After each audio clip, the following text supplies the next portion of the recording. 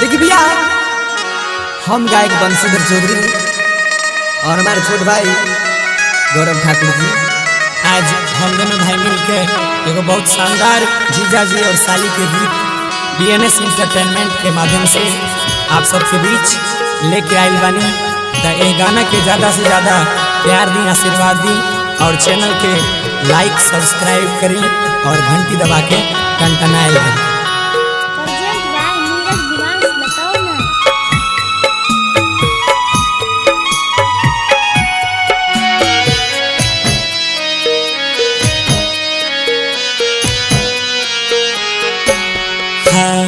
बड़ा रे जतन से साली के पटली रे, साली के पटली रे, से हो साली के सारू लेने जाए।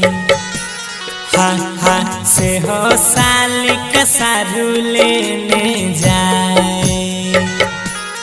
अरे भैया बड़ा रे जतनमा से साली जी के पटली रे, साली जी के पटली रे, से हो साली के सारू लेने जाए।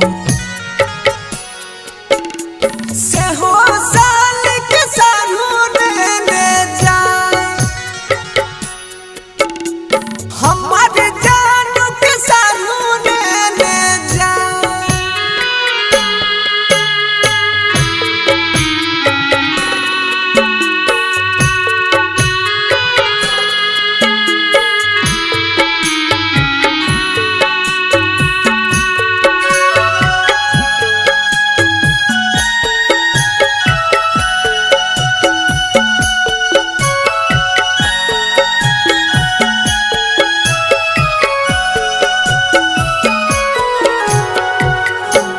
आहो भैया दामी दामी लहंगा चोली किनी किनी दिली हो, लानी लानी दिली हो, सारू सारी पिन्हाई लेने जाए।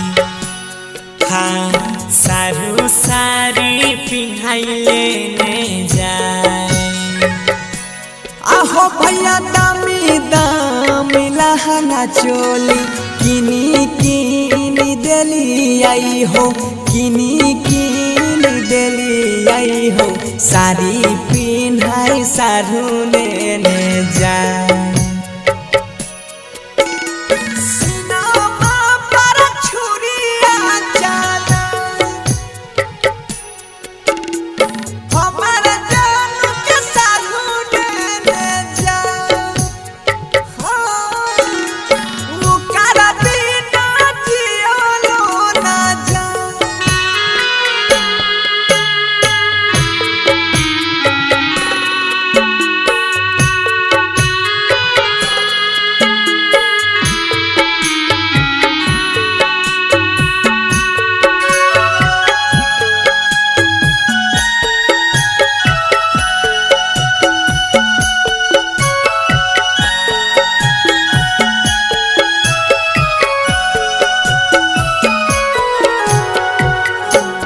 आहो रामा बेकार भेल करल धारल, छुटा लय संगतिया हो, छुटा लय संगतिया हो, ससुरा जाय के जैते सब भुलाए।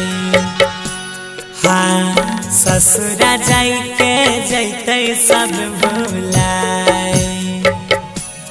आहो भैया बेकार भेल करल धारल, बनसिया गौरव के, सोनुआ बिमल साबा के, ससुरा जाई के जैते सब भुलाए। ससुरा जाई के जैते सब भुलाए। से हो